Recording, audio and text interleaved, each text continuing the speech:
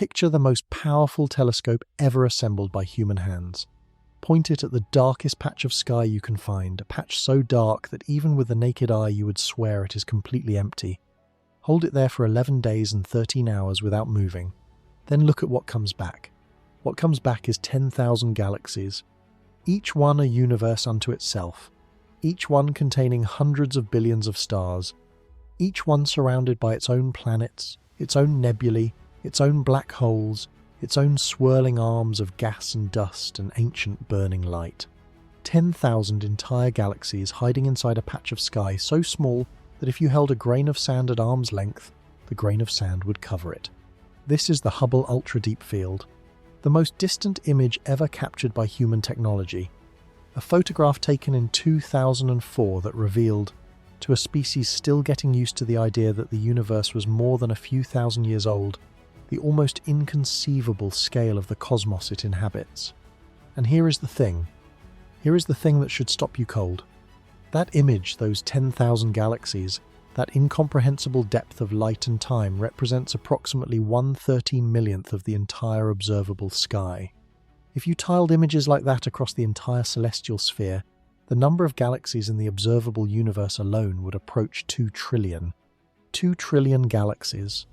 And then nothing, or at least the unknown. A boundary beyond which no light has ever travelled to reach us, beyond which no observation of any kind has ever been made, beyond which the most sophisticated instruments our civilization has produced see only the faint, uniform glow of the oldest light in the universe, like headlights hitting fog at the edge of the world. This boundary has a name. Scientists call it the cosmic horizon, the edge of the observable universe, the limit of everything we know. And tonight, right now, we are going to go past it.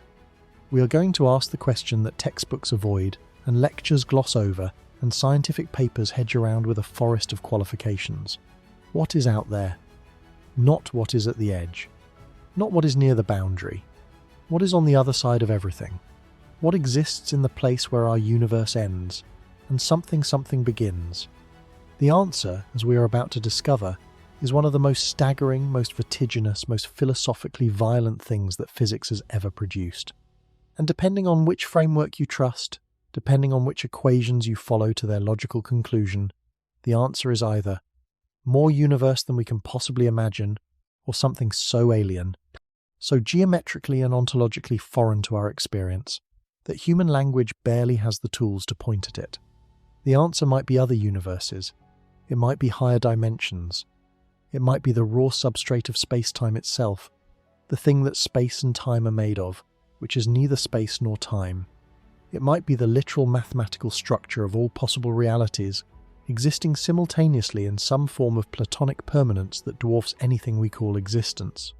Or, and this is the possibility that keeps physicists awake, that generates arguments that last careers and fill journals and occasionally end friendships, the answer might be nothing. Genuine, absolute, total nothing.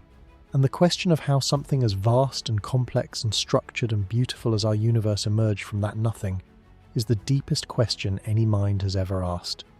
It begins the way all great mysteries begin, not with a discovery, not with an answer, with a question that arrives so quietly, so naturally, so inevitably from the facts already known, that you wonder how you never thought to ask it before. Every human civilization in recorded history has looked up at the sky and wondered what is there. The Babylonians mapped the stars, the Greeks built geometries of the cosmos, the Arabs named the constellations, the Europeans built observatories, the Americans launched satellites, and we built machines that can see the oldest light in the universe, hear the collision of black holes 1 billion light-years away, and measure the curvature of space to a fraction of a percent. And with all of that knowledge, with all of that precision, with all of that extraordinary accumulated effort of 5,000 years of human inquiry, we have arrived at the same place. Every civilization arrives eventually, at the edge, at the boundary of the known, at the place where the map runs out. Beyond this line, the old cartographers wrote, there be dragons. They were wrong about the dragons, but they were right about the beyond. There is something there, something that does not follow the rules we have written, something that our best physics can point toward but not fully describe, something that, the more carefully we look, seems to recede not because it is moving away, but because every answer we find reveals new layers of the question underneath. This is the story of those layers, of what we know and what we suspect, and what we cannot know, and why the not knowing is itself one of the most remarkable facts about the universe we live in. Fasten your attention. What follows will permanently change the scale at which you think. Come with us, the edge is waiting. Part 1. The Cage Made of Light. Let us begin with something that sounds like it should be simple but turns out to be one of the most profound constraints in all of science. We cannot see most of the universe. Not because our telescopes are not powerful enough, not because the light is too dim, not because there is something physically in the way. We cannot see most of the universe because of a hard, permanent, non-negotiable limit imposed by the speed of light in the age of the cosmos. Here is the arithmetic. Light travels at approximately 186,000 miles per second, 670 million miles per hour, the absolute cosmic speed limit, the fastest that any information of any kind can travel. The universe is 13.8 billion years old. Therefore, the maximum distance from which light could have reached us is 13.8 billion light years. That is the argument. Simple, airtight, and as it turns out wrong. The observable universe is not 13.8 billion light years in radius. It is 46.5 billion light years in radius. The light we observe from the most distant galaxies was emitted when the universe was only a few hundred million years old, but the sources of that light are now 46.5 billion light years away. How? The answer is expansion. Space itself has been stretching continuously since the Big Bang, carrying galaxies away from each other like dots drawn on the surface of an inflating balloon. The galaxies did not move through space, space moved under them, and as space stretched, the distance between us and the sources of ancient light grew, so that by the time the light finally arrived, after 13.8 billion years of travel, the sources had been carried to distances nearly 3.5 times larger than the journey itself. This distinction matters enormously. The edge of the observable universe is not an edge of space. It is not a wall. It is not a place where the universe ends. It is simply the furthest distance from which light moving at the maximum possible speed through an expanding cosmos has managed to reach us in the time available. Let us make this concrete with a specific example. The most distant object ever observed by human instruments is a galaxy called GN, Z11. Detected by the Hubble Space Telescope, it sits at a redshift of 11.09, meaning the light we observe from it has been stretched to more than 12 times its original wavelength by the expansion of space during its journey to us. The light we see from GN, Z11, was emitted approximately 13.4 billion years ago, when the universe was only about 400 million years old, a cosmic infant, barely out of the darkness that preceded the first stars. But GN, Z11, right now, in this moment, is not 13.4 billion light-years away. It is approximately 32 billion light-years away. In the 13.4 billion years since that ancient light left its source, the expansion of the universe has carried GN, Z11, far beyond the distance its light has travelled.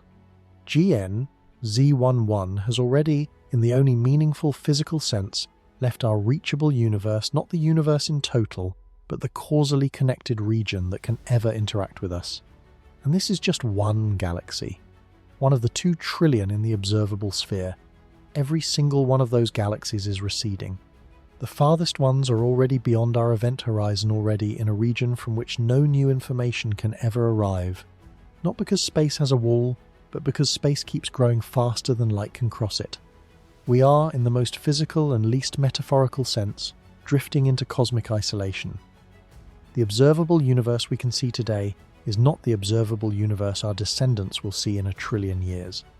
By then, the expansion will have carried almost every galaxy beyond our horizon. The sky will be nearly dark.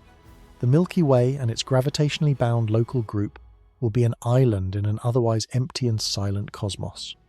The observable universe, in this sense, is not a boundary of the universe. It is a boundary of our knowledge of the universe. It is the edge of the information we can ever access a horizon determined not by what exists, but by what we can observe. And the question, the real question, the one we are here to answer, is about what lies beyond that horizon, and beyond the universe itself? Two very different questions with very different answers. Let us take them one at a time. Part 2. The dark continent of space. Immediately beyond our cosmic horizon, beyond the 46.5 billion light-year boundary of the observable universe space, almost certainly continues. The universe we cannot see is, by every indication we have, vast, extraordinarily, incomprehensibly vast. The inflationary model of cosmology predicts that in the first fraction of a second after the Big Bang, space underwent a period of extraordinarily rapid expansion. During this inflationary epoch, the universe is thought to have doubled in size at least 90 times in a period shorter than 10 to the negative 32 seconds, a number so small it has no intuitive meaning. A period of time so brief that even the word brief is an embarrassing understatement. The best estimates suggest that our observable universe represents somewhere between a 10 to the negative 50th and a 10 to the negative 100th power fraction of the total inflated volume. That is not a range of uncertainty. That is a range of staggering, humbling, perspective-shattering magnitude. There is a thought experiment that helps make this scale visceral in a way that numbers alone cannot achieve. Imagine that the observable universe, our entire 46.5 billion light-year sphere with its 2 trillion galaxies, is shrunk to the size of a single atom. One atom, visible only under an electron microscope.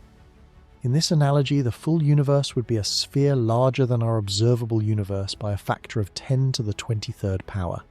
Scaled to our atom, the full universe would be incomprehensibly larger, a scale so extreme that no physical object in our experience can serve as a comparison. The observable universe with its 2 trillion galaxies, its incomprehensible complexity, its billions of years of cosmic history, is to the full universe what a single proton is to the entire observable cosmos. Less than a rounding error, a dust mote, a quantum fluctuation in the fabric of something so vast that the word vast is an insult to its actual extent. And all of that unobservable space is filled, not with exotic physics, not with alien laws of nature filled with the same matter and energy and stars and galaxies and chemistry that fills our observable sphere, filled with worlds, filled with complexity, and, almost certainly, filled with minds. We are not at the centre of the universe. We are not even in a distinguished region of the universe. We are on an ordinary planet, orbiting an ordinary star in an ordinary galaxy, somewhere in the middle of an observable sphere that is itself a tiny, arbitrary accident of light travel times sample of a cosmos that extends for distances that make the concept of distance feel quaint. This is the Copernican revolution taken to its logical conclusion.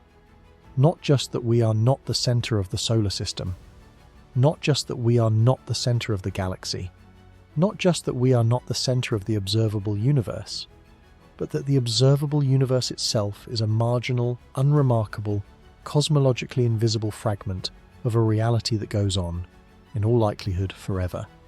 Let us dwell for a moment on what it would mean, really mean, emotionally and philosophically and scientifically, if the universe is as large as the inflationary models suggest. Consider a single human being. You, perhaps, reading these words right now, you have a brain containing approximately 86 billion neurons, connected by roughly 100 trillion synapses, capable of generating something like 10 to the 15 operations per second of computational work. You are, by any reasonable measure, the most complex known object in the universe per unit volume. You are extraordinary. Now consider that in the full universe, in the vast, inflated, unobservable expanse beyond our cosmic horizon, there are, by the logic of an infinite or near-infinite universe, infinitely many beings as complex as you, infinitely many beings more complex than you, infinitely many civilizations that have already solved the problems that are still defeating us. The unification of gravity and quantum mechanics, the origin of the universe, the question of what is outside it. This is not a comforting thought exactly. It is a thought that puts our individual significance in a context so large that significance itself begins to look different. We are not the most important thing in the universe. We are not even the most important thing in our galaxy. We are a small, local, temporary flowering of complexity in a cosmos that has been flowering for 13.8 billion years and will continue to flower in regions we can never see, on timescales we can barely conceive for a duration that makes our entire existence look like a quantum fluctuation. And yet we are here. We are asking the question. We are the corner of the universe that knows it is the universe. And however small and temporary and cosmically unimportant that might make us, it is also by any standard of value that complexity and awareness and curiosity can generate remarkable. The dark continent of space beyond our horizon is vast. It contains more of everything than we can imagine. And somewhere in all of that vastness, other minds are contemplating the same darkness. Other civilizations are building their own instruments, writing their own equations, staying up their own late nights arguing about the same questions we are arguing about tonight. We cannot reach them. We cannot signal them. We cannot know they exist. But they are there. And the fact that they are there separated from us by a darkness so absolute that not even light can bridge it is one of the most affecting facts in all of cosmology. We are not alone. We are isolated. And those two things are both true at the same time. But this is still inside the universe. We have not gone beyond the universe yet. We have just gone beyond our window onto it. To go truly beyond, to answer the deeper question, we have to ask not just what is beyond our horizon, but what the universe itself is embedded in. What surrounds it on the outside? And that question takes us somewhere much stranger. Part 3. The shape of everything. Before we can answer what is outside the universe, we need to answer a more basic question that turns out to be anything but basic. What shape is the universe? This sounds like the kind of question a child asks naive, almost embarrassingly simple. Surely the universe is just space. Infinite space in all directions. What shape could it possibly have? But the geometry of space, its curvature, its topology, its overall structure is a deeply non-trivial physical question with dramatic consequences for everything that follows. General relativity teaches us that space is not a fixed, rigid stage on which matter performs. Space is dynamic. It bends, curves, stretches, ripples, and deforms in response to the presence of matter and energy. Applied to the universe as a whole, general relativity allows 3 possible geometries. Each one implies something very different about the shape and extent of the cosmos. The first possibility is positive curvature. A positively curved universe is like the surface of a sphere, extended to 3 dimensions. Parallel lines would eventually converge. The angles of a large enough triangle would add up to more than 180 degrees. The universe would be finite. It would have a finite volume, a finite number of galaxies, a finite amount of everything. And it would be closed. Travel far enough in any direction and you would eventually return to where you started, having circumnavigated the cosmos without ever hitting a wall. In a positively curved universe, there is no edge and no outside, just as the surface of the Earth has no edge and no outside. To understand why the shape matters so profoundly for the outside question, consider the analogy of a video game world. In the original Pac-Man, the playing field was finite. When Pac-Man reached the right edge of the screen, he reappeared on the left. The world was finite, but had no edge. It was topologically equivalent to a torus, a donut shape, in which the boundaries connect back to themselves. A positively curved universe is something like this, but in 3 dimensions, it is finite but has no boundary. Travel far enough in any direction, and you return to your starting point. There is no edge to hit. There is no outside to reach. The second possibility is negative curvature. A negatively curved universe bends in the opposite sense, like the surface of a saddle extended to 3 dimensions. Parallel lines would eventually diverge. The universe would be infinite, extending forever in all directions. The third possibility is zero curvature, a flat universe. In a flat universe, the geometry is exactly Euclidean. Parallel lines stay parallel. Triangles have angles summing to exactly 180 degrees. Space, at large scales, obeys the familiar rules of school geometry, and mathematically, a flat universe is infinite. Now, which one is our universe? The answer, from our best measurements, is the third option. Our universe appears to be flat. The cosmic microwave background carries encoded in its temperature fluctuations precise information about the curvature of space. And those measurements, refined over decades by COBE, then WMAP, then the Planck satellite, converge on a value of spatial curvature consistent with 0 to within 1%. Flat. Our universe is flat, and a flat universe, mathematically, is infinite. An infinite universe has infinite volume, infinite matter, infinite galaxies, and because the laws of quantum mechanics place a finite limit on the number of possible configurations of matter within any finite region, an infinite universe must repeat itself. Every possible arrangement of matter that physics permits must occur, not once but infinitely many times. This means, and physicists have actually calculated this, that somewhere in our universe, at a distance of approximately 10 to the power of 10 to the power of 28 meters, there is an exact duplicate of you. Same atoms, same brain, same thoughts occurring in this same moment, not as metaphor, as physics. But here is the crucial caveat. Our measurements can only measure the curvature of the observable universe. A positively curved universe, a finite, closed, edgeless universe would look flat to an observer confined to a tiny patch of it, just as the Earth looks flat to someone standing on a small hill. The universe might be infinite. It might also be finite, but so large that the curvature is below our detection threshold. We do not know. We may never know. And the question of what is outside the universe depends fundamentally on which of these is true. Part 4. The eternal inflation machine. To understand what might be outside our universe, we need to go back. Not 13.8 billion years further than that. We need to go to the first moment. The first fraction of a second. The event from which everything, including time itself, emerged. The Big Bang. Or more precisely what happened immediately after it.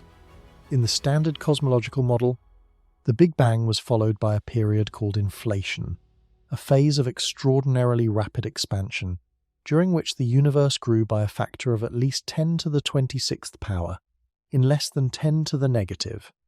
32 seconds. Space expanded faster than light. A region of space smaller than a proton became, in that fraction of an instant, larger than the observable universe is today. This model was proposed in 1980 by physicist Alan Guth to solve a set of technical problems in cosmology. The flatness problem, the horizon problem, the magnetic monopole problem.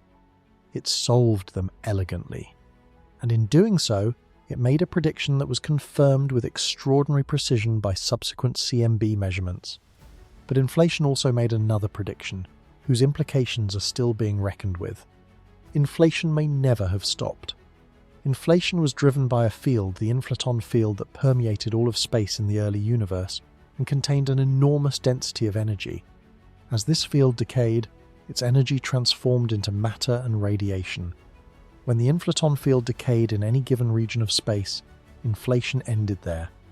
The Big Bang, the release of energy from inflationary decay, happened, and a universe like ours began to evolve.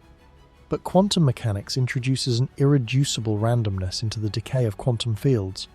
The inflaton field does not decay everywhere at once. It decays in patches, at random. And while inflation is occurring, the volume of space is growing so fast, doubling and doubling, at an exponential rate that new inflationary regions are being created faster than existing ones are decaying. The total volume of inflating space is increasing, even as patches of it stop inflating and become universes like ours. Inflation, in this model, is eternal. It has been going on forever in some regions of space. It is going on right now in regions we can never observe. And it will continue forever, producing new universes at an inexhaustible rate. This is the theory of eternal inflation. Our universe, everything we can see, everything we can in principle ever observe, is a single bubble. One of an infinite number of bubbles that have nucleated and continue to nucleate in the eternally inflating sea of the inflaton field. Each bubble is a universe. Each is forever separated from the others by the still inflating space between them. Space that is expanding so fast that even light cannot cross it. The bubbles are causally isolated. Forever. No signal of any kind can bridge the gap. The inflating sea itself is not the kind of space we live in. By some estimates, the energy density of the inflating space is roughly 10 to the 113 joules per cubic meter. For comparison, the energy density of the observable universe averaged over all its matter and dark energy is approximately 10 to the negative 9 joules per cubic meter. The inflating sea is so energetically extreme that our physics barely applies to it. The very concepts we use to describe energy, space, and time are approximations that work within our bubble, but may not capture the full reality of the inflating exterior. There is something deeply unsettling about eternal inflation that takes time to fully register. It is not just the scale, the infinite number of bubble universes, the eternally inflating sea, the inexhaustible production of new realities. It is what eternal inflation implies about the status of our universe. Our universe, in the eternal inflation picture, is not special. It is not the first or the largest, or the most complex, or the most important. It is one bubble among infinitely many. One fluctuation of the inflaton field among an infinite sequence of fluctuations. One Big Bang among an infinite rain of Big Bangs, each one releasing its energy into a new universe. Each one beginning the long process of cooling and structuring that might, in a tiny fraction of cases, lead to stars, planets, chemistry, life, and questions about the nature of the inflating sea outside.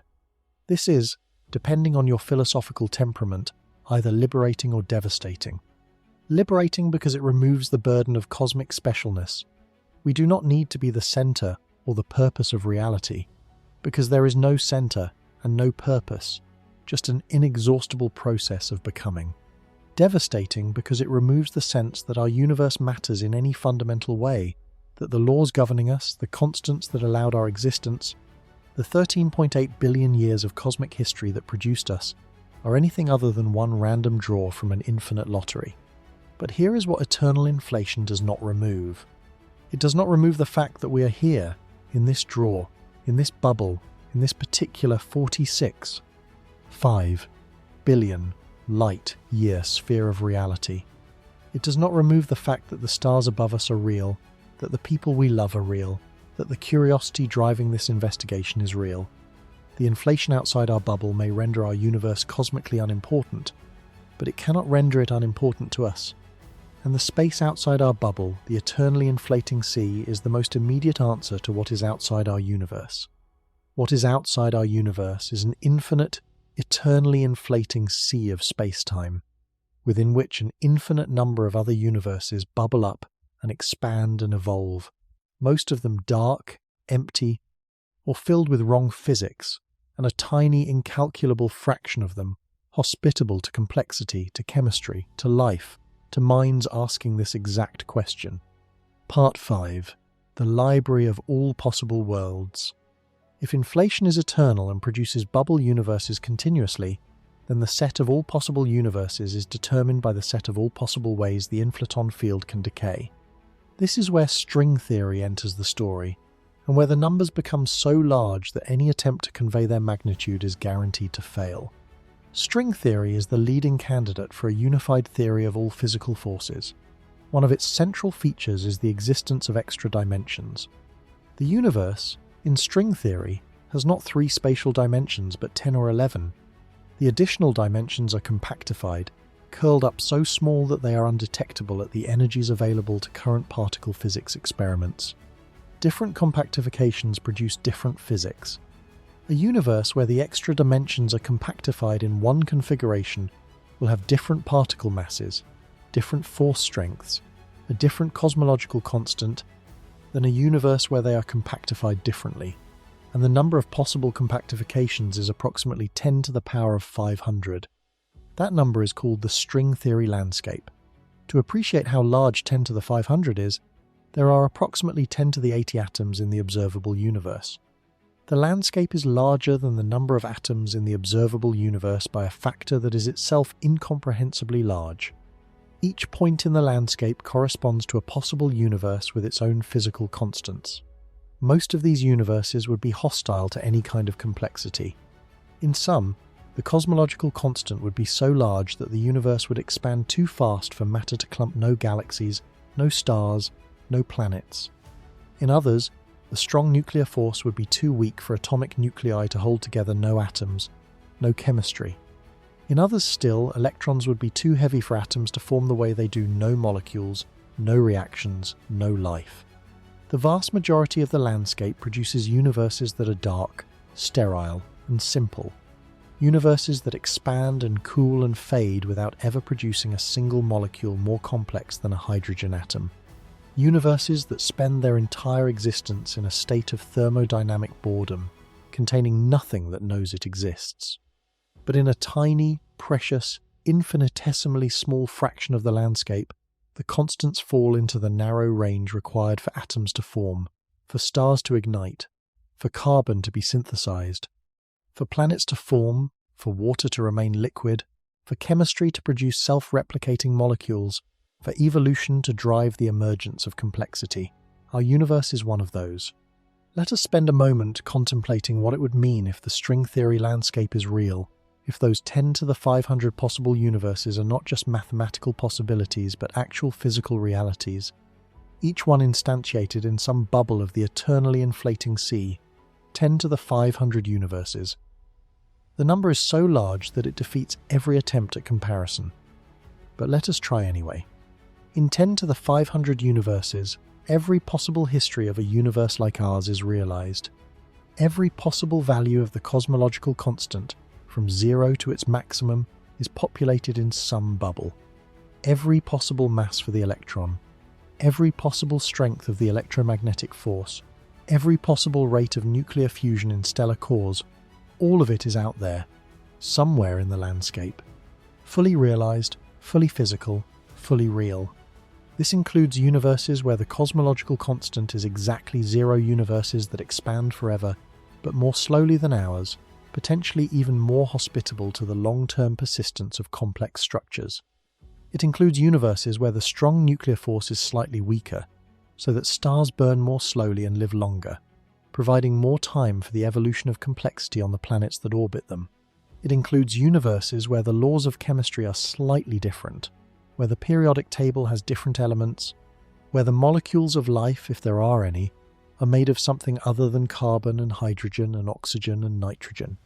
And it includes universes that are unimaginably different from ours. Universes with no atoms at all, just a soup of free quarks and gluons that never formed into composite particles. Universes with different numbers of spatial dimensions, 2-dimensional universes, 4-dimensional universes, 10-dimensional universes where the extra dimensions are large rather than compactified. In the landscape, all of it is real. All of it is out there. And the outside of the universe is not merely other universes.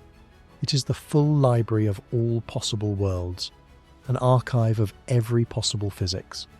A collection so vast that its scope makes the word vast feel like a category error. Part 6. The edges that leave marks. But we have a serious scientific problem. How do we know any of this is true? The bubble universes of the eternal inflation multiverse are causally isolated from each other. By definition, the inflating space between them expands faster than light, which means that no signal, no particle, no gravitational wave, nothing at all can bridge the gap. Which means that, as ordinarily understood, the multiverse is untestable. A theory that cannot be tested is, by the standards of much of modern philosophy of science, not really science at all. This critique is serious. The people making it are serious scientists with serious arguments. But something remarkable has happened in the last 20 years that has partially answered this critique. Bubble universes, if they exist, can collide. Our universe is a bubble expanding in the inflating sea. Other bubble universes are also expanding, nucleating nearby, and growing outward. In principle, if two expanding bubbles are close enough and growing fast enough, they can make contact. Their boundaries can collide. Such a collision would be violent and energetic. It would send a shell of perturbed energy racing through the interior of each colliding bubble through each of the two universes involved, and it would leave a mark. The mark would be a circular anomaly in the distribution of matter and radiation, a ring of disturbed physics, stamped onto the observable universe by the boundary collision. And depending on when and where the collision happened, this ring might now be visible in the oldest light we can detect. The cosmic microwave background, the ancient light from 380,000 years after the Big Bang carries, encoded in its temperature fluctuations the imprint of everything that has happened in our universe. Physicists have worked out what a bubble collision signature would look like in the CMB. It would appear as a disk, a circular region of temperature or polarization anomaly, with a specific profile that differs from the standard pattern of random quantum fluctuations. And here is where this stops being purely theoretical. There is an anomaly in the CMB. It is called the cold spot. Located in the southern sky, in the direction of the constellation Eridanus, it is a region of the CMB that is significantly colder than its surroundings, colder than statistical models predict. The cold spot is approximately 0.7 degrees across in the sky, roughly the angular size of the full moon. But in microwave light, most cosmologists favour a mundane explanation: photons passing through the Eridanus supervoid, a vast underdense region extending roughly 1 billion light-years in diameter. But other researchers argue the supervoid is not quite deep enough or large enough to fully explain the temperature deficit. Could that residual be the bruise left by a collision with another universe? The probability is low, but it is not zero. And the remarkable thing is that the question can be asked with mathematical precision. We have a specific prediction of what a bubble collision would look like. We have a specific anomalous feature in our sky. They are not obviously incompatible. The multiverse may have left a fingerprint. We might be reading it. There are other anomalies too. The alignment of the CMB quadrupole and octopole, the two lowest frequency patterns in the CMB temperature map, is statistically anomalous, far more aligned with the plane of the solar system than random chance would suggest. This has been called the axis of evil by cosmologists. A preferred direction might indicate an asymmetry in initial conditions or the gravitational influence of something outside our cosmic horizon. The outside of the universe, it turns out, is not necessarily silent. It may already be speaking to us. We may simply not yet have learned to hear it clearly. There is one more anomaly worth noting, one that has not received as much attention as the cold spot or the axis of evil, but which carries its own quiet significance. In surveys of the large-scale structure of the universe, astronomers have consistently found certain regions that are overdense or underdense to a degree that strains explanation within the standard cosmological model. The KBC void, a region of relative emptiness surrounding our local group, roughly 2 billion light-years across, has been cited as potentially too large to be consistent with the standard model of structure formation. If it is real, and as large as measurements suggest, it may require physics beyond what we currently use to describe cosmic structure. It may require something from outside the standard picture, something from further out. None of these anomalies constitutes proof of anything beyond the observable universe, but together they form a pattern, a collection of unexpected features that, taken seriously, demand an explanation. And the most natural explanation, in the context of the theories we have been discussing, involves something beyond our horizon, something in the space outside the universe, leaving its mark on the space within. Part 7. The higher dimensions of everything. We have been thinking about the outside of the universe in terms of other universes, other bubbles, other regions of space-time. But there is another version. A version that is geometrically different, physically distinct, and in some ways even more alien to our intuition. Our universe might be a surface. Not metaphorically, not in a poetic sense. Literally, physically, a surface, a lower dimensional structure embedded in a higher dimensional space. In string theory, this is a central idea. It has a name: brain cosmology. The brain in brain cosmology is short for membrane, an extended dynamical object that exists in the higher dimensional space of string theory. In the specific framework known as the Randall-Sundrum model, developed by physicists Lisa Randall and Raman Sundrum in 1999, our universe is a three-dimensional brain embedded in a five-dimensional space, called the bulk. All the matter and forces we know, electrons, quarks, photons, the electromagnetic force, the strong and weak nuclear forces, are confined to the brain. They cannot leave it. But gravity is different. In the Randall-Sundrum model, gravity can propagate through the bulk. And this has a measurable consequence. At very short distances, gravity should deviate from the standard inverse square law. This prediction has been tested. Experiments measuring the gravitational force between small masses at distances below a millimeter have been conducted. So far, they are consistent with the standard law, but the extra dimensions are not ruled out. In the brain picture, what is outside our universe is the bulk, the higher dimensional space in which our three-dimensional brain is embedded. The bulk is not nothing. It is a space with its own geometry, its own energy content, its own structure. It may contain other branes. We cannot see the bulk. We cannot send a signal into it through any of the forces we know. But gravity leaks through it, and the geometry of the bulk affects the geometry of our brain, affects the physics we observe, the rates of expansion, the effective strength of gravity. In the ekpyrotic model, a cosmological scenario derived from string theory, there is not one brane but two. Our universe is one brane. Parallel to it, separated by a distance in the bulk, so small that it makes an atomic nucleus look vast, yet completely inaccessible, is another brane, another universe. These two branes are attracted to each other by forces in the bulk. When they collide, the collision releases an extraordinary amount of energy. Matter and radiation flood the colliding branes. Space begins to expand rapidly. The hot, dense, energetic state that results from the collision is what we call the Big Bang. The Big Bang in the ekpyrotic model is not the beginning of the universe. It is a collision. A violent, energetic, universe-creating collision between two branes that have been drifting toward each other for billions or trillions of years. After the collision, the branes bounce apart. They cool. They produce universes, stars, galaxies, planets, life. And then, slowly, inevitably, they are drawn together again. Another collision. Another Big Bang. Another universe, born from the energy of impact. This cycle has no beginning and no end. It is eternal. What is outside our universe, in the ekpyrotic picture? It is the bulk. It is the other brane. A parallel universe separated from ours not by distance in ordinary space, but by a dimension we cannot access. A neighbour we cannot see, a twin on the other side of a dimensional veil so thin it makes air look substantial, and as completely beyond our reach as if it were on the other side of eternity. There is a deeper reason why the brane picture appeals to physicists beyond its cosmological implications. The Randall-Sundrum model, in its original formulation, provided a natural solution to what is called the hierarchy problem, the question of why gravity is so much weaker than the other fundamental forces. An electron repels another electron with an electromagnetic force roughly 10 to the 42nd power stronger than the gravitational force between them. Why this enormous discrepancy? In the brane picture, the answer is geometric.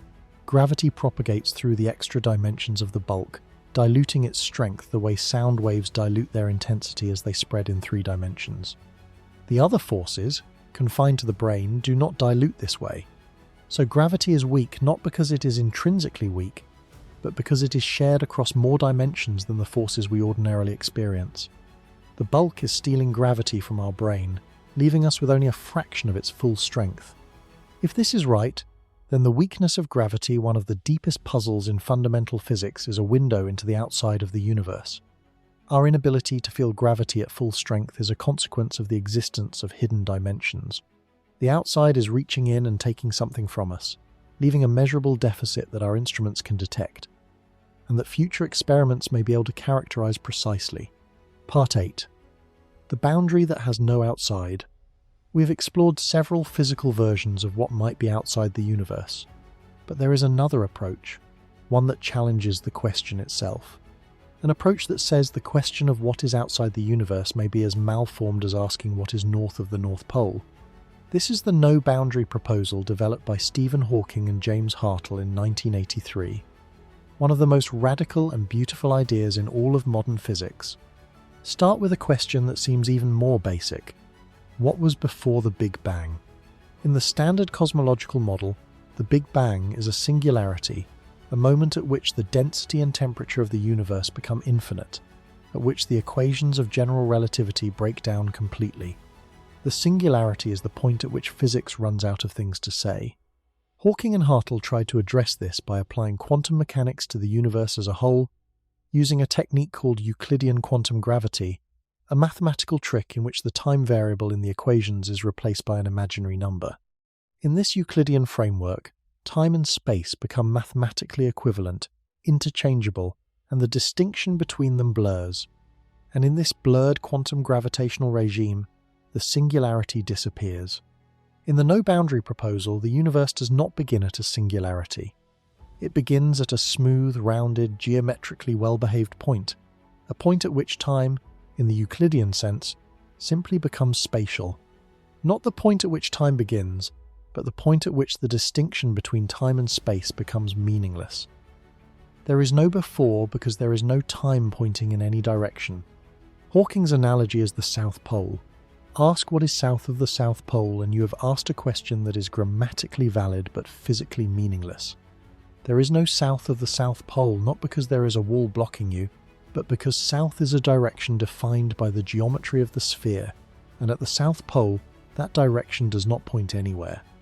The no-boundary proposal says the Big Bang is like the South Pole of space-time, not a singularity. A smooth point at which the coordinate we call time simply runs out not because the universe ends, but because the geometry becomes such that there is no privileged direction called before. Asking what was before the Big Bang is as malformed as asking what is south of the South Pole.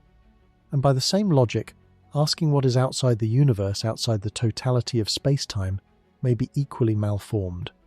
Outside is a spatial concept, and there is no space beyond the universe. But the no-boundary proposal is not the only framework. Loop quantum cosmology predicts a big bounce, a moment at which the contracting universe, instead of reaching a singularity, rebounds. Quantum gravitational effects become repulsive at extremely high densities strong enough to halt the contraction and reverse it. The universe oscillates through an infinite series of expansions and contractions, each separated by a bounce rather than a singularity. In this picture, asking what is before the Big Bang has a concrete answer: another universe, the previous phase of the cosmic cycle. The two frameworks, no boundary and big bounce, are not yet distinguishable by current observations. Both are mathematically consistent. Both make predictions about the CMB. They lead to radically different answers to the question of what is outside or before the universe. The data that will distinguish between them is coming. When it arrives, the universe will have told us, in its own ancient language of light, which story is true. The no-boundary proposal has faced significant criticism since its introduction, and the criticisms are worth taking seriously. The most technical objection concerns the definition of the no-boundary wave function itself, the mathematical object that Hawking and Hartle used to describe the quantum state of the universe at its origin. Calculating this wave function requires making choices about how to perform the sum over geometries. The Euclidean path integral and different choices lead to different predictions. Some calculations suggest the no-boundary wave function predicts an inflationary universe like ours.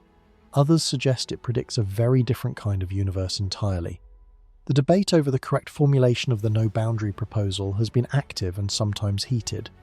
Physicists Neil Turok and Job Feldbrugger argued in 2017 that the original Hartle-Hawking calculation was mathematically inconsistent, and that the correct formulation of the no-boundary proposal leads to an unstable, non-inflationary universe that does not match what we observe.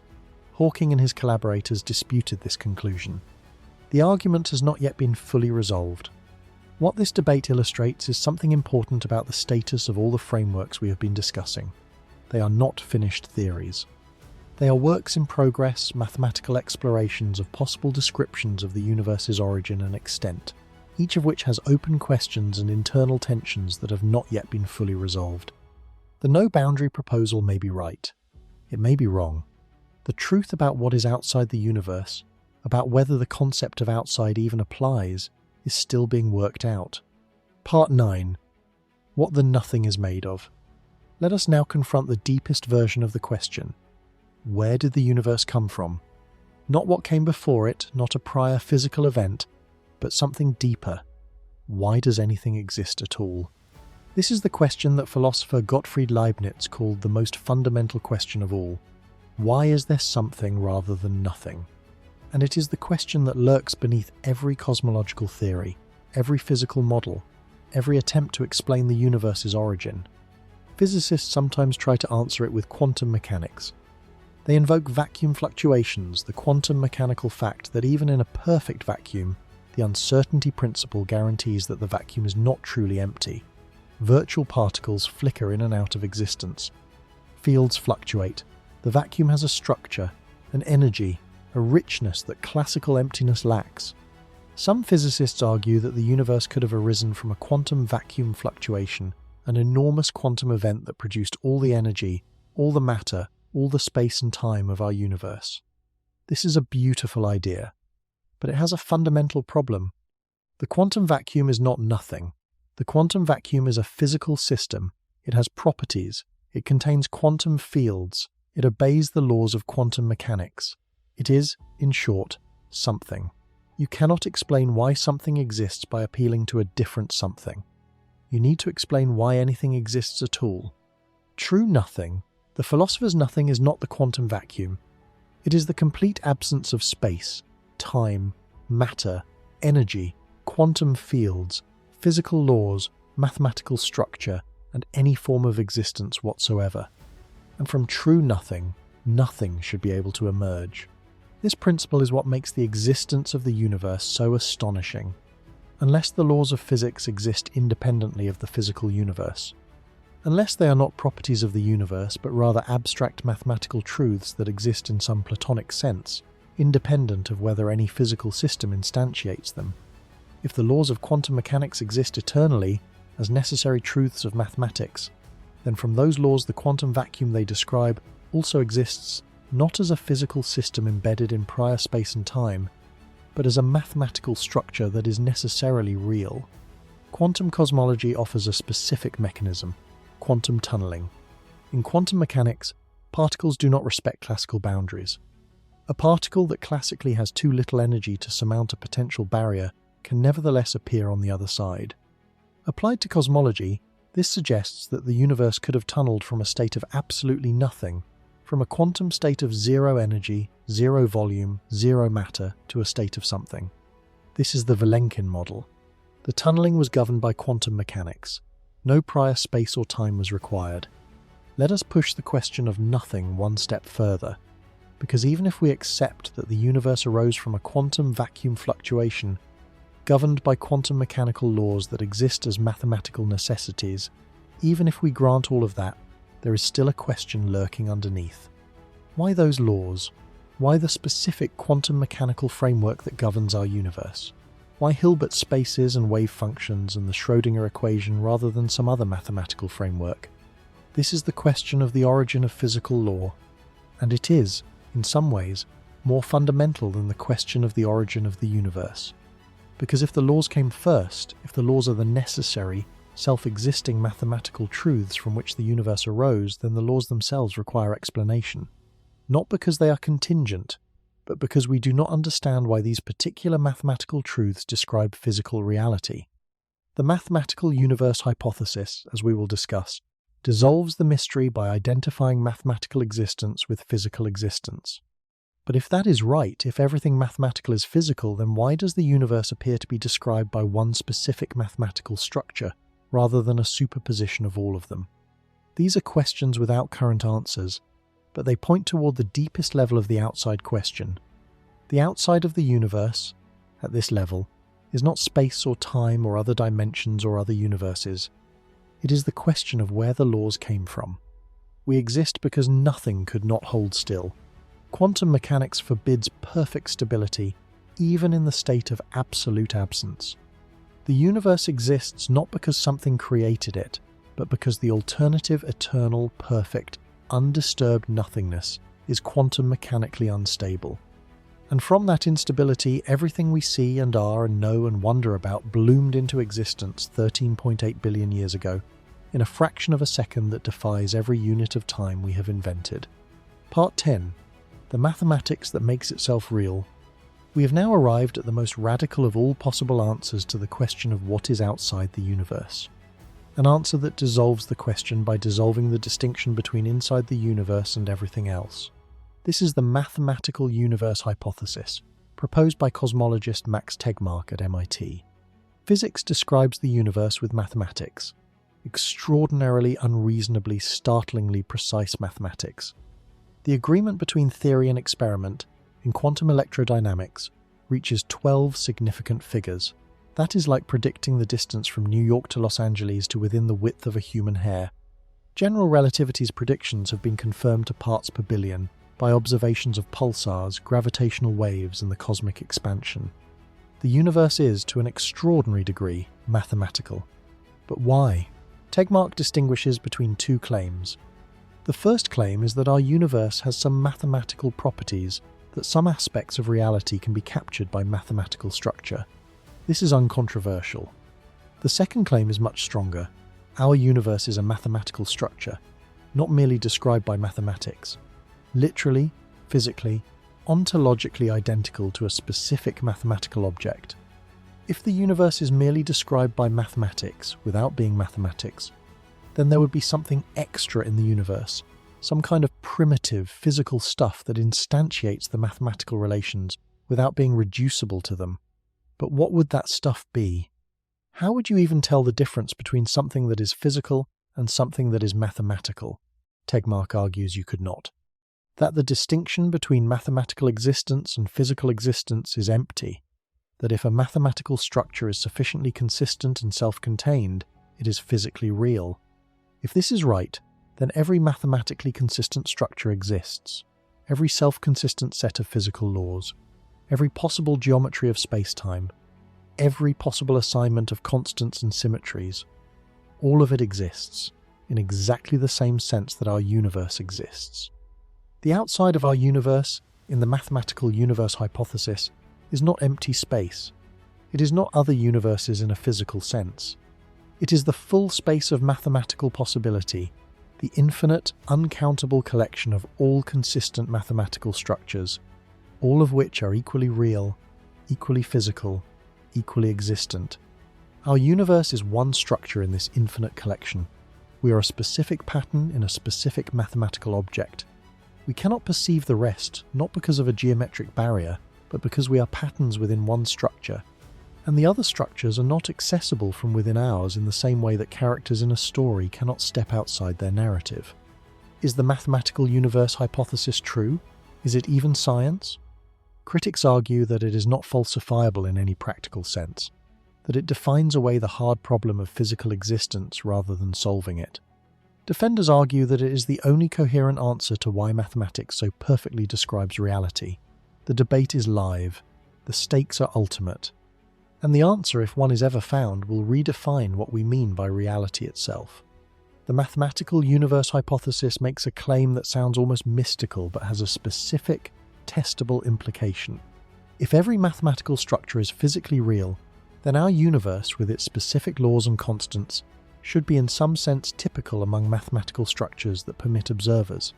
It should not have more complexity, more symmetry, or more structure than is required for observers to exist. The laws of physics should be as simple as possible while still being compatible with the existence of minds.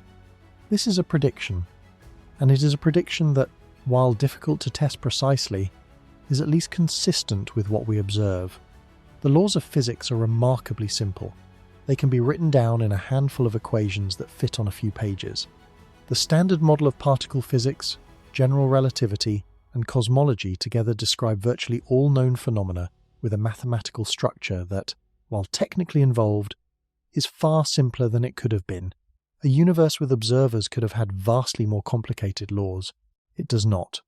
Tegmark interprets this simplicity as evidence for the mathematical universe hypothesis.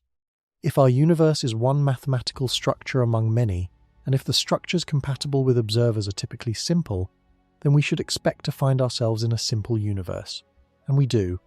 Whether this is genuine evidence or a post hoc rationalization is a matter of ongoing debate, but it is at least a coherent argument. And it points, once again, to the outside of the universe, to the space of mathematical possibility from which our particular universe was in some sense selected. Part 11. The fabric beneath the fabric. There is a concept in modern theoretical physics that rarely makes it into popular science, perhaps because its implications are so destabilizing to ordinary intuition that even physicists hesitate to dwell on it too long. That concept is the emergence of space-time itself. Everything we have discussed so far has assumed that space and time are real, that they are the fundamental arena in which events occur. But the frontier of quantum gravity research suggests something very different. It suggests that space and time are not fundamental at all, that they are emergent, arising from something deeper that does not itself have spatial or temporal character, the way temperature emerges from the motion of molecules even though no individual molecule has a temperature. This idea is the working assumption of several of the most active research programs in theoretical physics. Loop quantum gravity replaces the smooth continuum of spacetime with a network of discrete quantum states, the spin network from which the smooth geometry of general relativity emerges, at large scales, in the same way that the smooth flow of a liquid emerges from the discrete motion of molecules. There is no smooth space at the Planck scale. There are only discrete quantized pieces of spatial relationship, woven together into the fabric we experience as continuous.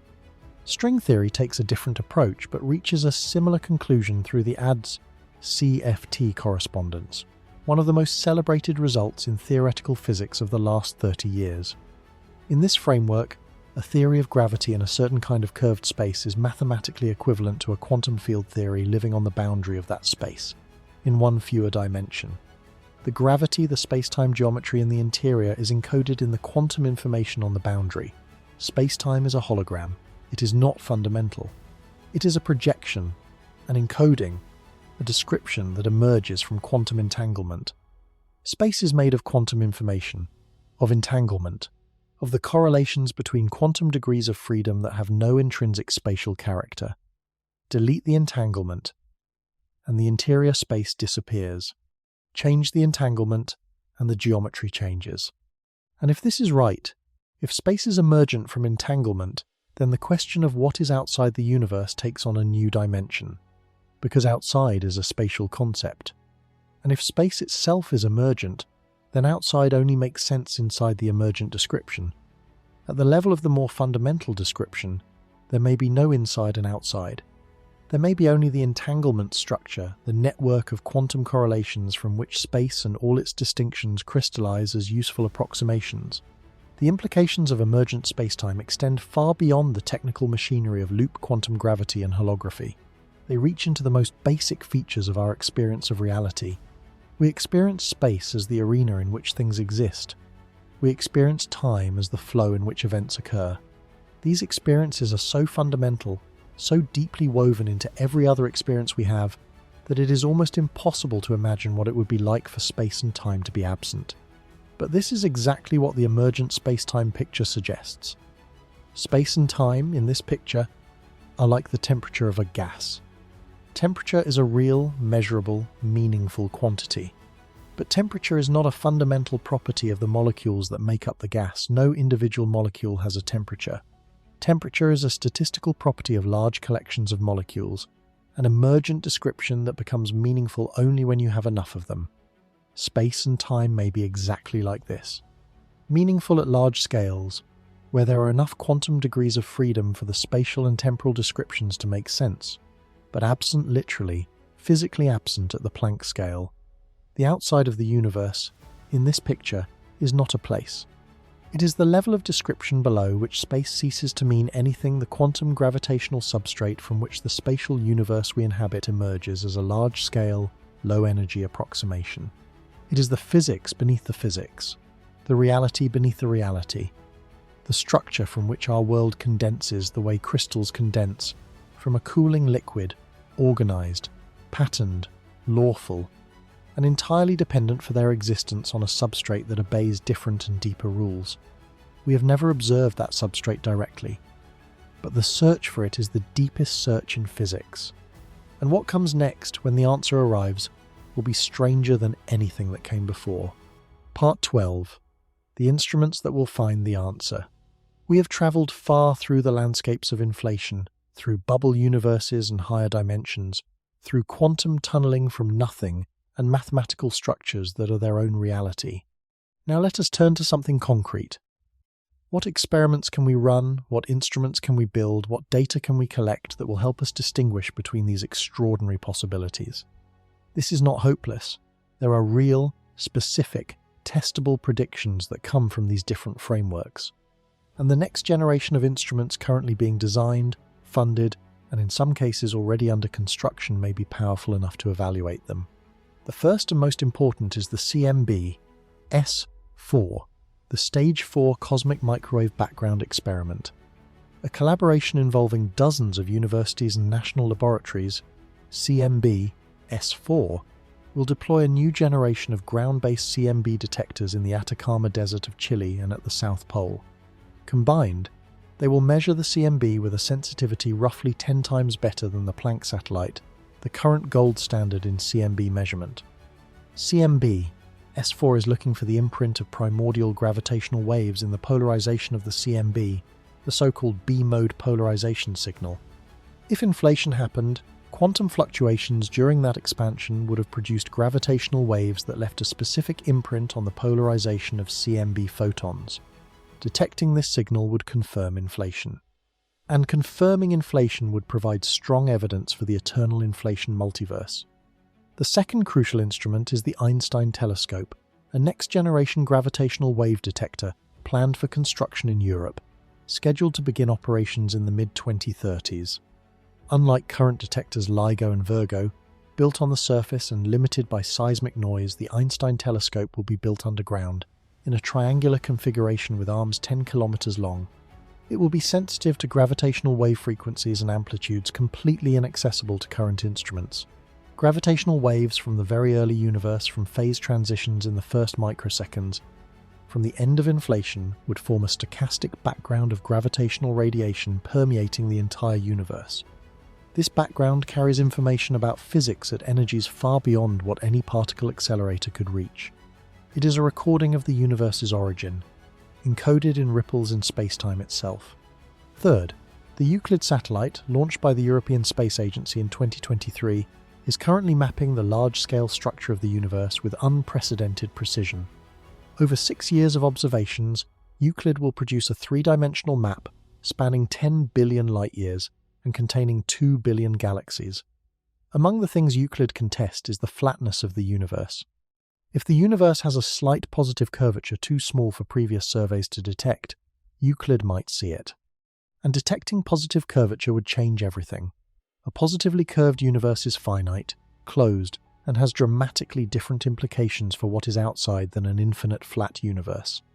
Fourth, and perhaps most speculatively exciting, the ongoing search for cosmic bubble collision signatures. Teams of researchers are developing increasingly sophisticated algorithms for identifying the specific patterns that a bubble collision would imprint on the CMB. The next generation of CMB data may be analysed with these algorithms. If a bubble collision signal is there, if the fingerprint of contact between our universe and another is written somewhere in the CMB, the next decade of observations may find it. And if it does, the multiverse will have passed from speculation to observation. The outside of the universe will have left a mark we can point to, measure, and verify. That day may not come in a decade. It may not come in a century, but it is not guaranteed to never come. The universe is not so well sealed that it cannot betray its own boundary. There is a fifth instrument that deserves mention, one that is already in operation and already producing data that will shape the next decade of cosmological understanding. The James Webb Space Telescope, launched on Christmas Day 2021 and fully operational since 2022, is the most powerful space observatory ever built. With a mirror 7 times larger than Hubble's and infrared sensitivity that allows it to see through dust and across cosmic distances, Webb is observing galaxies in the first few 100 million years of the universe's existence with a clarity that was previously impossible. Webb is already producing surprises. The galaxies it is finding in the early universe are, in several cases, larger, more massive, and more mature than the standard cosmological model predicts. Galaxies that should not exist at such early times according to our models of how structure forms appear to be there, fully formed and actively star-forming, in an epoch when the universe should barely have had time to assemble them. These surprises may resolve into consistency with the standard model as more data accumulates and the analysis matures. Or they may represent a genuine challenge to our understanding of how structure formed in the early universe, a challenge that might require new physics, new initial conditions, or a reconsideration of assumptions that have been in place for decades. Webb is looking at the earliest times in our universe's history, and it is finding things we did not expect. The outside of the universe may not need to be invoked to explain what Webb is seeing, but the unexpected is always, in science, the beginning of the most important discoveries. Part 13. The Quantum Gravity Frontier. The search for a theory of quantum gravity, a framework that reconciles general relativity with quantum mechanics, is not merely an academic exercise.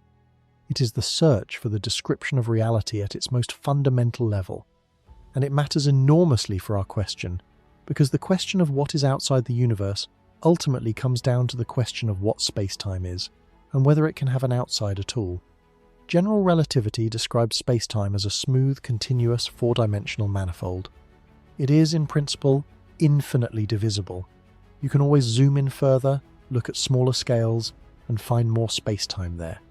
The geometry is smooth at every scale, like a perfect mathematical surface with no graininess, no pixelation, no minimum unit of space or time.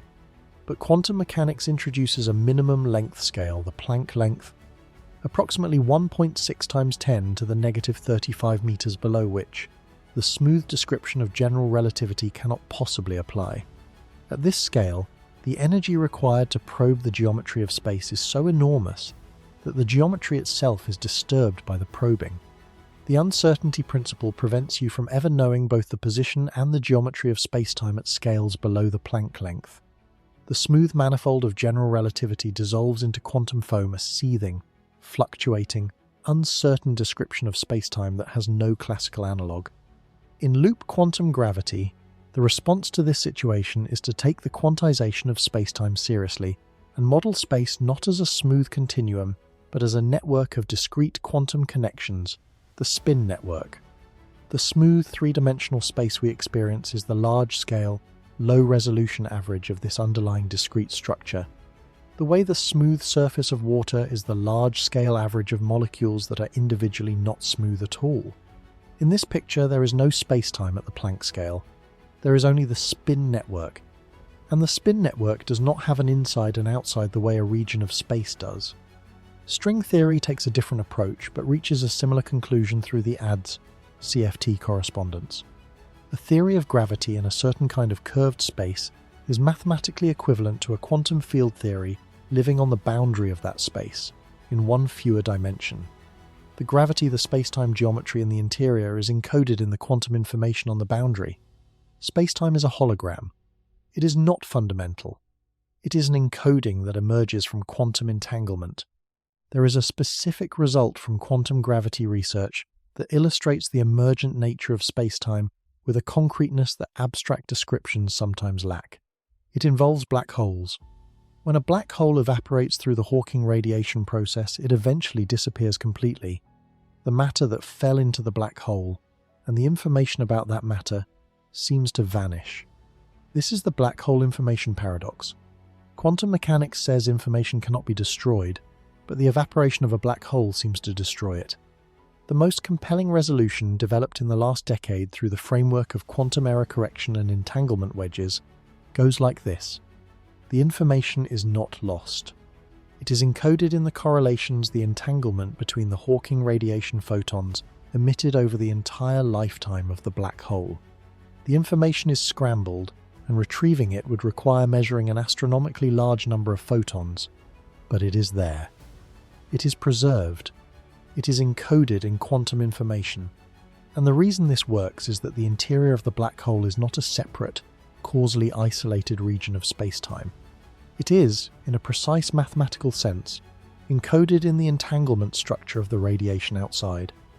The interior is a hologram of the exterior. The geometry of the black hole interior emerges from the quantum information of the exterior. What this implies for the question of what is outside the universe is subtle but important. If spacetime is emergent, if it arises from the spin network or from quantum entanglement, then the question of what is outside spacetime is not a question about another region of space.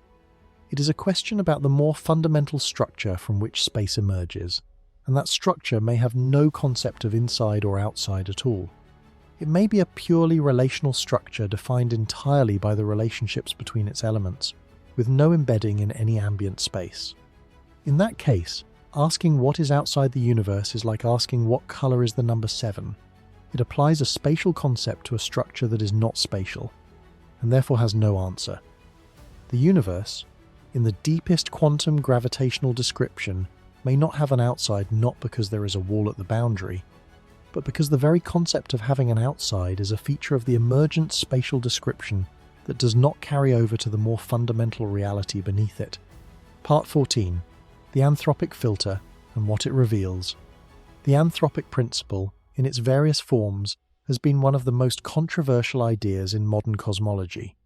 To some physicists, it is a profound insight about the relationship between observers and the universe they observe.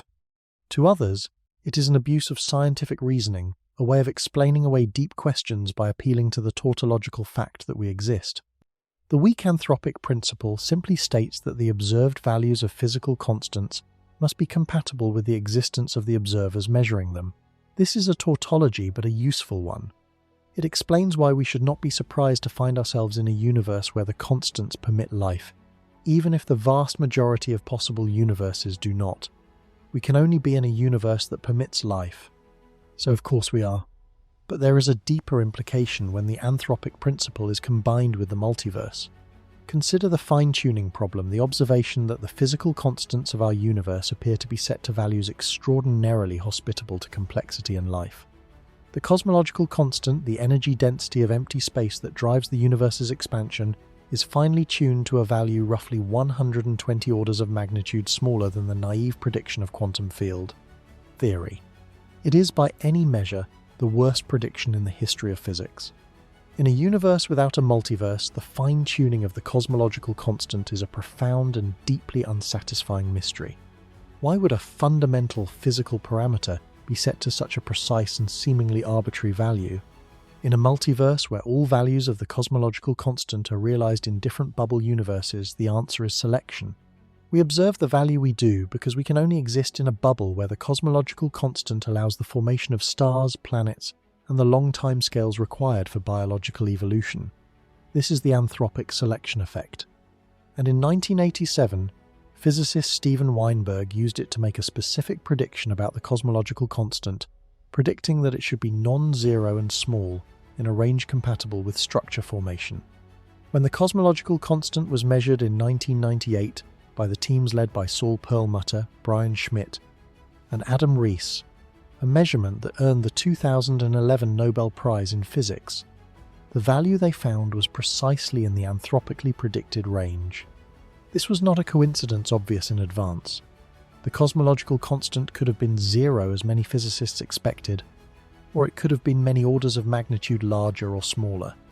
The anthropic principle, applied to the multiverse, predicted a specific range, and the observation landed squarely within that range.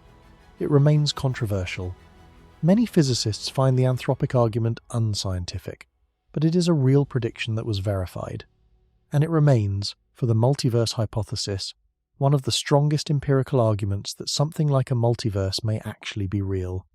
The anthropic filter points, however indirectly, to the outside of the universe, to the larger context in which our particular set of constants was selected by the combined operation of inflation, the string theory landscape, and the inevitable fact that observers can only observe universes where observers exist.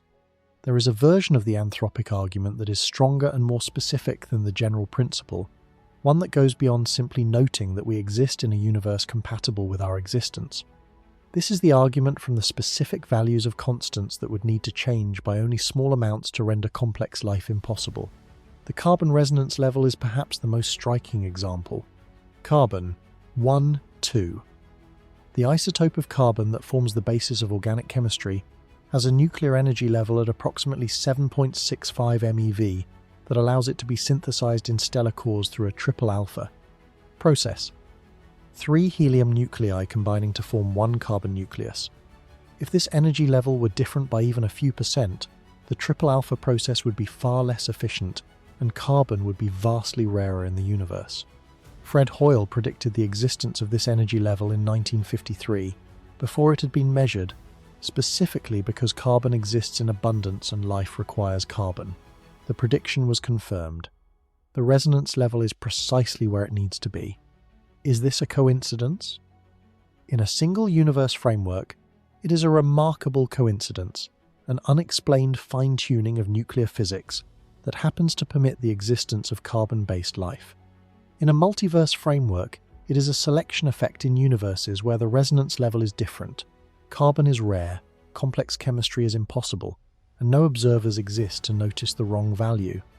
We observe the right value because we are carbon-based observers. The anthropic filter explains what a single universe cannot. Part 15. The universe before time. There is a question hidden inside the question we have been asking.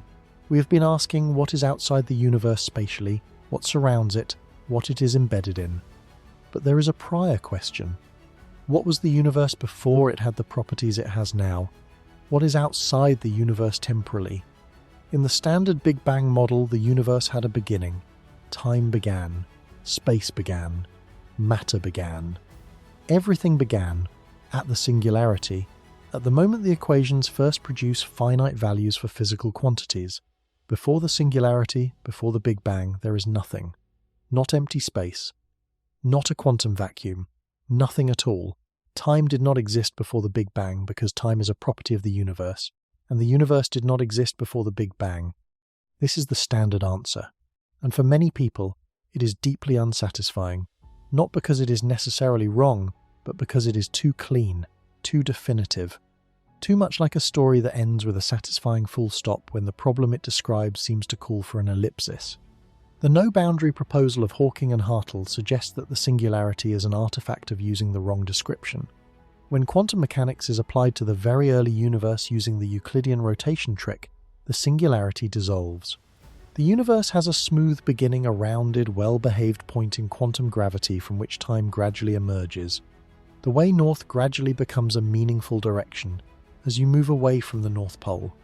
The loop quantum cosmology scenario is different but equally radical. In this framework, the universe did not begin, it bounced. Before our current expanding universe, there was a contracting universe. Before that, an expanding one. The bounce connects the current universe to a prior contracting phase, which was connected to a prior expanding phase, extending infinitely into the past and infinitely into the future, a sequence of cosmic cycles separated by quantum bounces rather than classical singularities. In this picture, our universe is not a first or a last. It is one phase in an eternal oscillation. The temporal outside of the universe is the previous cycle. And the previous cycle was, in all probability, a universe very much like ours, expanding, cooling, forming stars and galaxies and complexity, and then contracting, collapsing toward a bounce, and giving rise to the Big Bang that produced us. The cycle carries information from one phase to the next. The quantum state at the bounce is determined by the quantum state of the contracting universe that preceded it, which means that, in principle, our universe carries encoded in its initial conditions a record of the universe that came before it, a memory of the previous cycle, written in the quantum fluctuations that seeded our structure. Whether we can ever read that memory, whether the CMB or the large-scale structure of the universe contains signatures of the previous cosmic cycle, is a question that current and future observations are actively trying to answer. The question of what came before the Big Bang is ancient. It predates modern physics by millennia. St. Augustine, writing in the 4th century, addressed it in his Confessions. Before God created the universe, he argued, there was no time, and therefore the question of what God was doing before creation is malformed. There was no before. Augustine's answer anticipated Hawking's by 1600 years, which is either a remarkable coincidence or evidence that certain logical structures recur whenever sufficiently careful thinkers address this problem. The modern scientific versions of the answer divide into two camps. The first camp, represented by the no-boundary proposal and related frameworks, says that time itself began at the Big Bang, that the concept of before does not apply, and that asking what came before is like asking what is south of the South Pole. The second camp, represented by loop quantum cosmology, the ekpyrotic model, and various bouncing universe scenarios, says that time did not begin at the Big Bang, that the Big Bang was a transition in an ongoing process, and that there is a before, populated by a previous phase of cosmic evolution. The two camps have very different implications for the question of what is outside the universe temporally. In the first camp, there is no temporal outside time as a property of the universe, and before the universe there was no time. In the second camp, the temporal outside is a previous universe, a cosmos that contracted, bounced, and produced our expanding phase. The question is not merely philosophical, it is, in principle, answerable by observation. Certain features of the CMB-specific non-Gaussianities, specific patterns of temperature correlation, are predicted by bouncing universe models that are not predicted by inflation. Future CMB experiments with sufficient sensitivity could distinguish between them. The before of the universe is, in principle, written in the oldest light we can see. Part 16. The silence that speaks. We have now covered the major frameworks: inflation and the bubble multiverse, string theory and the landscape, brain cosmology and the EK pyrotic cycle, the no-boundary proposal, loop quantum cosmology and the big bounce, quantum tunneling from nothing, the mathematical universe hypothesis, and emergent spacetime from quantum information. Each framework offers a different answer to the question of what is outside the universe. Each has mathematical consistency and at least some connection to the physics we know. And none of them is confirmed. None of them is even close to confirmed in the sense that the Big Bang theory is confirmed, or general relativity is confirmed, or the Higgs boson is confirmed.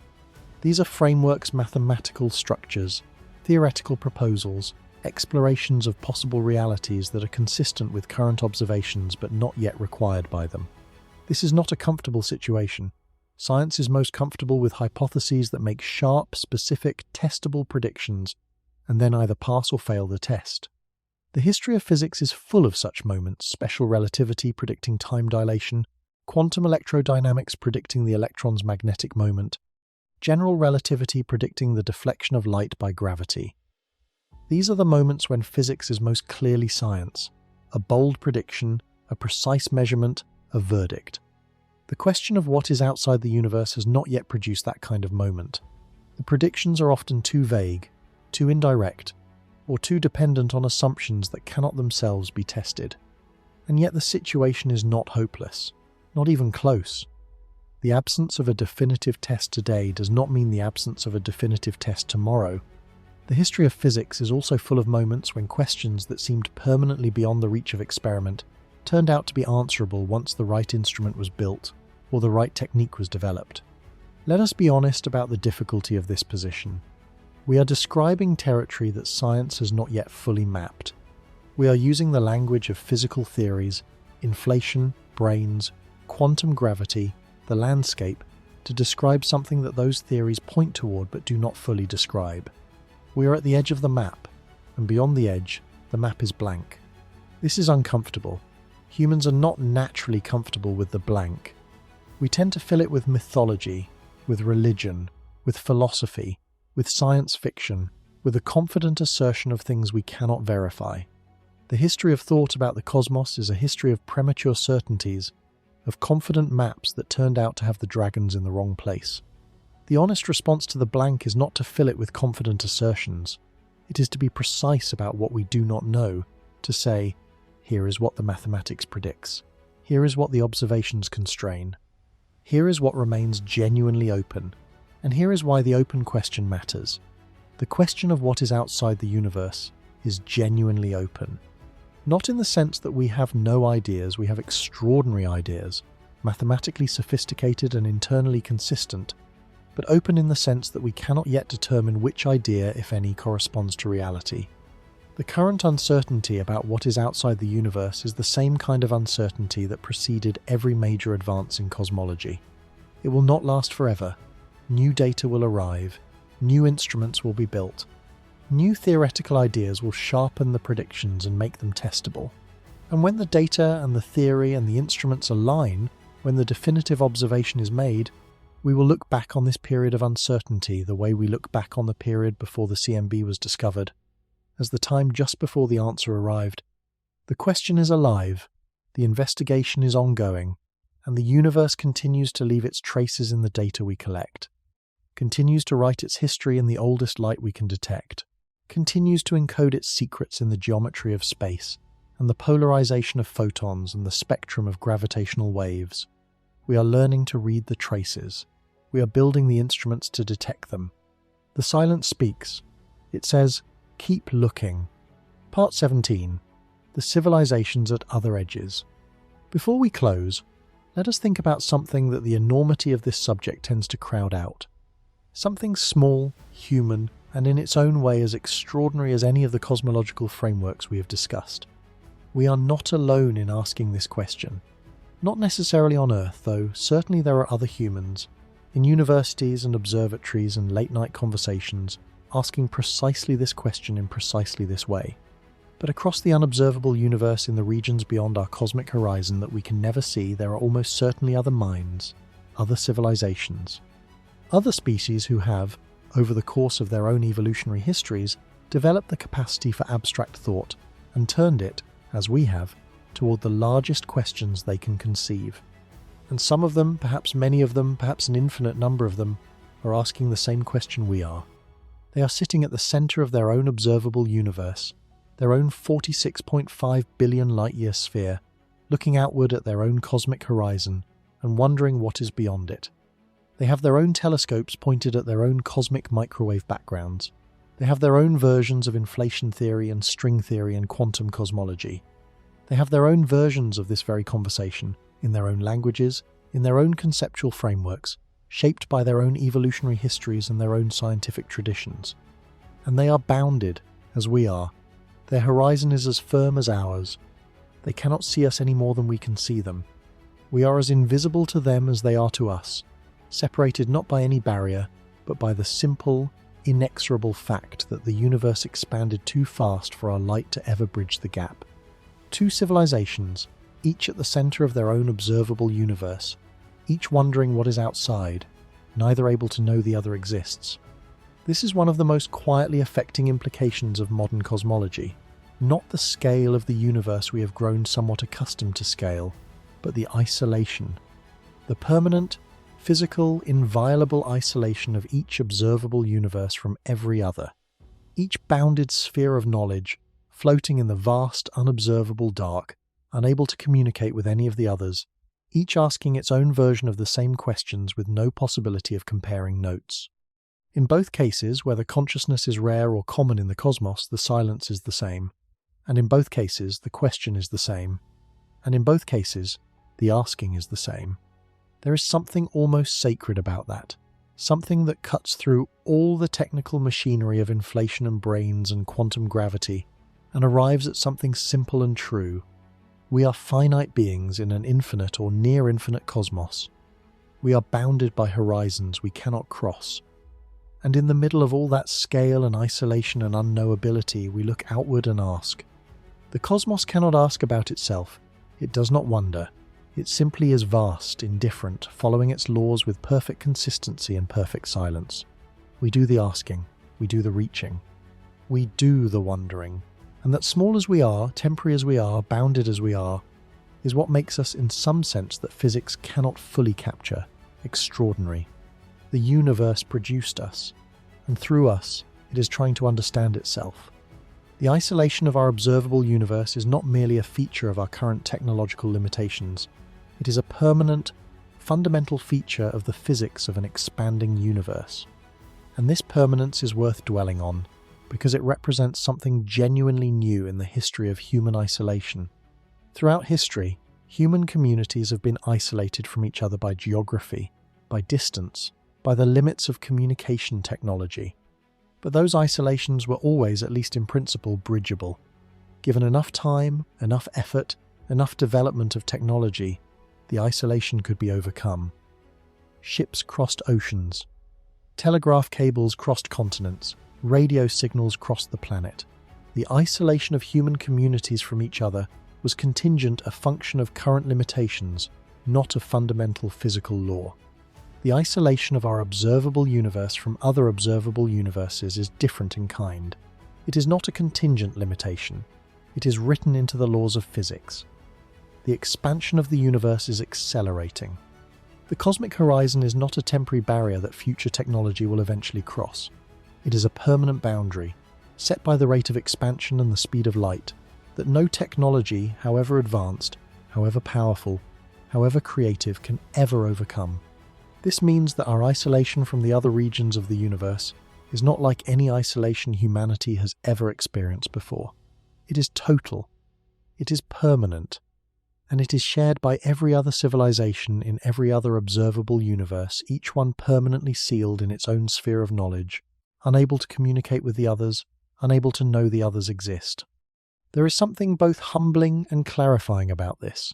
Humbling because it reveals that our accessible reality however vast it seems, is a tiny sealed bubble in something immeasurably larger.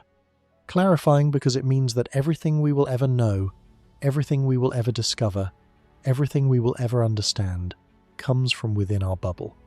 The outside of the universe is not a place we will ever visit. It is the permanent context of our permanent confinement. And within that confinement, the asking is all we have. And it turns out the asking is enough. Part 18. The next 1,000 years. What will we know in 1,000 years that we do not know today? 1,000 years ago, in the year 1025, the human understanding of the cosmos consisted of the geocentric model Earth at the centre, surrounded by crystalline spheres carrying the planets and stars. The Milky Way was not understood to be a galaxy. The concept of a galaxy did not exist. The idea that the universe might have an age, a beginning, or an edge would have been incomprehensible. In the 1,000 years since, we have learned that the Earth orbits the Sunday, that the Sun is one of hundreds of billions of stars in the Milky Way, that the Milky Way is one of 2 trillion galaxies in the observable universe, that the universe had a beginning 13.8 billion years ago, is expanding, and will eventually cool into darkness. That space-time curves in response to matter. That matter is made of atoms of protons and neutrons and electrons, and those of quarks and leptons and gauge bosons. That the quantum vacuum is not empty. That black holes evaporate.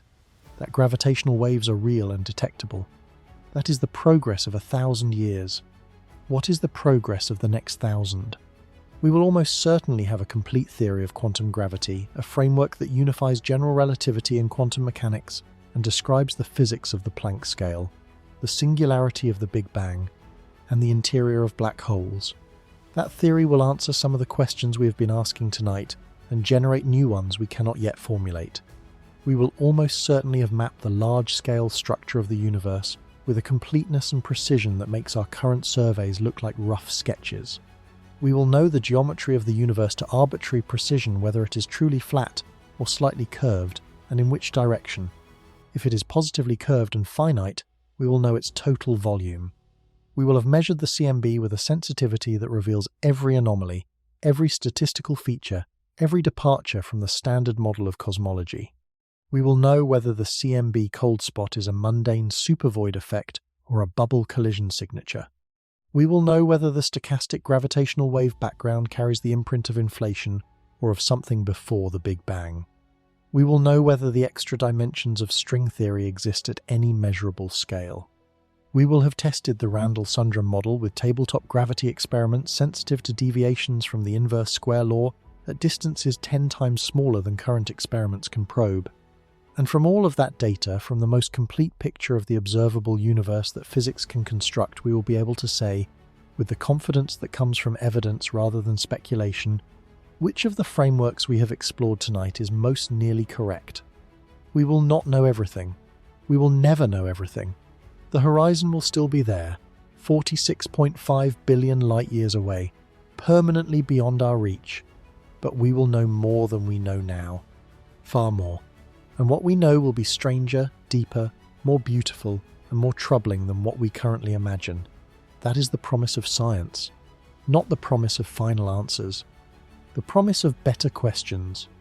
And in 1,000 years, whatever minds are asking those questions will look back at us the way we look back at the thinkers of 1025 with respect for the journey, and with the quiet, thrilling awareness that they were standing at the very beginning of an understanding that would take unimaginable time to complete. We are at the beginning. The outside of the universe is still outside, and we are still, with everything we have, reaching for it. There is something worth noting about the trajectory of cosmological understanding over the last century in particular.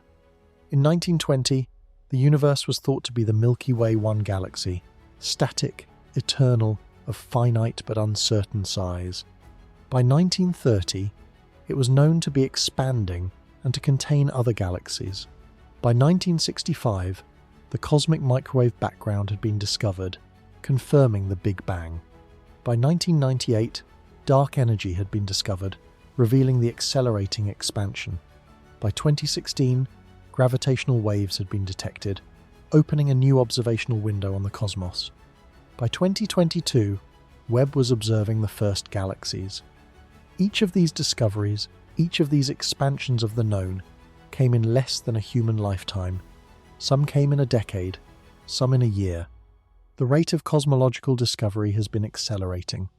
Not because the universe is changing, it is not, but because our tools and our theories and our ability to process and interpret data have been developing at an extraordinary pace. The instruments of the 2030s will be to current instruments what current instruments are to the naked eye. The theories of the 2050s will incorporate physics that does not yet exist. The data of the 2100 scales will reveal features of the universe that we currently have no framework to even look for. Against this background of accelerating discovery, the question of what is outside the universe does not look like a question that will remain unanswered forever. It looks like a question that is about to enter its productive phase, the phase where observational constraints begin to narrow the space of possibilities, where theoretical predictions become sharp enough to test, where the answer begins to emerge from the data, the way the answer to the expansion rate of the universe emerged from supernova observations in the late 1990s. Unexpected, surprising, permanently changing everything. Part 19, the infinite regress, and the last question. There is a logical trap at the heart of every theory of what is outside the universe, a trap so fundamental that every framework we have discussed falls into it. Sooner or later, if you push it hard enough. The trap is called the infinite regress. Here is how it works. Suppose we discover that our universe is a bubble in an eternally inflating sea. What is outside the inflating sea? Suppose we are told that the inflating sea is embedded in a higher dimensional bulk. What is outside the bulk? Suppose we are told that the bulk is one of many possible mathematical structures. What is outside the space of mathematical structures? Suppose we are told that the space of mathematical structures is all there is, that mathematical existence is physical existence. What makes mathematical existence the kind of existence there is? What is outside the framework of mathematics itself? At every level, the answer generates a new question. Every context that explains our universe raises the question of what provides the context for that context. Every outside generates its own outside. The regress appears to be infinite. This is not unique to cosmology. It is a feature of every attempt to give a final, complete, self-contained explanation of anything. In philosophy, it is called the problem of the ultimate ground, the question of whether there is a foundation to reality that explains itself, that needs no further explanation, that is its own reason for being. For most of intellectual history, the answer was God, a self-existing, self-explaining, self-grounding being whose existence requires no external cause, because existence is, by definition, part of its nature. Modern physics has, in some ways, taken a similar approach but framed in the language of mathematics. The mathematical universe hypothesis posits that mathematical existence is self-explanatory, that mathematical structures exist necessarily, without requiring anything outside them to bring them into being. This breaks the regress at the level of mathematics. Mathematics does not need to be grounded in something else, because mathematical truth is not a contingent fact but a necessary one. But even this move is not universally satisfying. One can ask, why is mathematical necessity the kind of necessity that produces physical existence? What makes mathematics special among all the possible ways reality could be structured? These questions may have no answers. Not because we have not looked hard enough, but because they are asking for explanations of the framework within which all explanations take place. They are asking for a context for context itself, and that may be a request that, by its very nature, cannot be fulfilled. If so, then the outside of the universe at the deepest level is not a physical structure, not a mathematical landscape, not a higher dimension. It is the limit of explanation itself, the point at which the question of why gives way to the simple, radical, irreducible fact that things are the way they are. Philosophers call this the brute fact, the thing that simply is. In mathematics, this situation has a famous analogue. Gödel's incompleteness theorems, proved in 1931 by Kurt Gödel, demonstrated that any sufficiently powerful mathematical system contains true statements that cannot be proved within that system. No mathematical system can be both complete and consistent. Every system powerful enough to do arithmetic is either inconsistent or contains truths it cannot prove. This does not make mathematics less valuable or less real. It makes it richer. It means that mathematical truth extends beyond any given formal system. There is always more to discover, always another level, always another theorem waiting beyond the current horizon. Perhaps physical reality is like this. Perhaps the universe is a structure whose truths extend beyond any given description of it, beyond any given theory, beyond any given framework, beyond any given concept of what outside means. Perhaps there is always another level, always another context, always another outside, not because the universe is poorly defined, but because it is inexhaustibly deep. If so, the question of what is outside the universe is not a question that will someday be answered and closed. It is a question that will someday be answered and thereby revealed to be a deeper question than we knew we were asking. And the answer to that deeper question will reveal a still deeper question. And so on, without limit, without end, without a final stopping point where the inquiry comes to rest. We have not yet answered what is outside the universe. We have barely begun to answer it. But in the process of barely beginning, we have discovered that the question is bigger than we thought, deeper than we imagined, and more alive than any of the frameworks we have used to approach it. That is not a failure.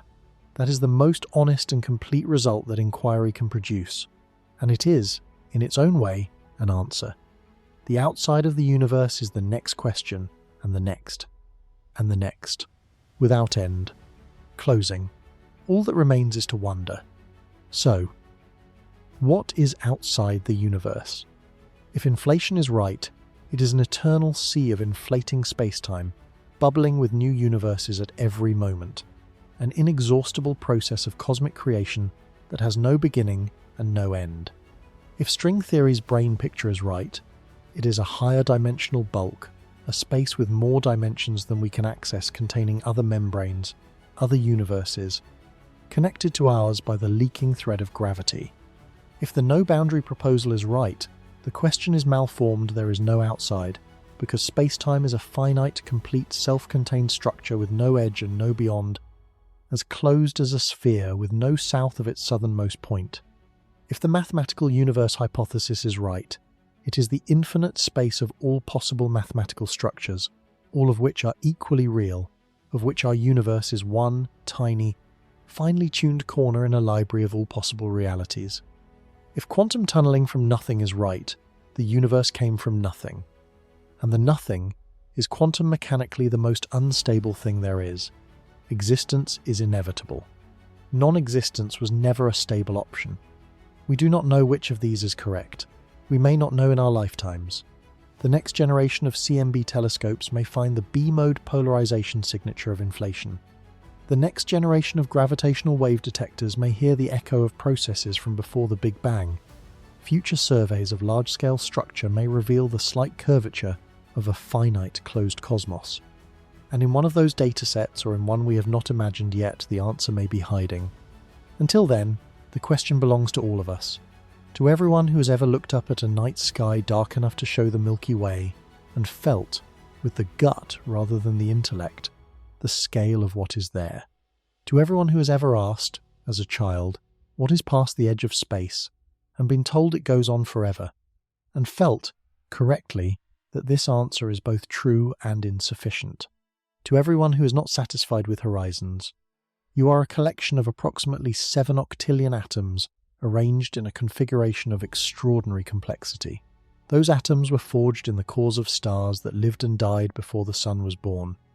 The carbon in your cells was synthesized in a red giant that exploded billions of years ago and scattered its contents into the interstellar medium. You are, in the most literal physical sense, recycled stardust. You are the universe's matter in one of its most organized forms. And you exist because, in the vast landscape of possible universes, this one has the right parameters. A slightly different cosmological constant and space would have expanded too fast for the cloud that became the sun to condense. A slightly weaker strong nuclear force and carbon would not be synthesized in stellar cores. You exist because the numbers came out right. And because you exist, you can ask why. The universe is stranger than we have yet imagined. The outside of the universe is stranger still, and we are the improbable, temporary, stardust-built creatures who cannot stop imagining it anyway. We are the universe looking at itself and refusing to look away. We are the cosmos generating the question it cannot answer. We are the inside of the universe, small, temporary, constructed of borrowed atoms reaching toward the outside with everything we have. The map has always needed extending. The everything has always turned out to be a subset of what was actually there. There is no reason to think this pattern has ended. Every great horizon humanity has ever reached turned out to conceal something larger on the other side. The edge of the solar system, the edge of the galaxy, the edge of the local universe, the edge of everything. Each time we arrived at what we thought was the end, we found instead a new beginning, a new question, a new scale, a new darkness containing a new light waiting to be discovered. The outside of the universe is the last and largest of those horizons, and we have only just begun to approach it. And maybe that reaching that gesture toward the unknowable, that insistence on the importance of questions that may never resolve, is the most extraordinary thing in the observable universe, or in any other one. Carry the question with you, into the dark and past it.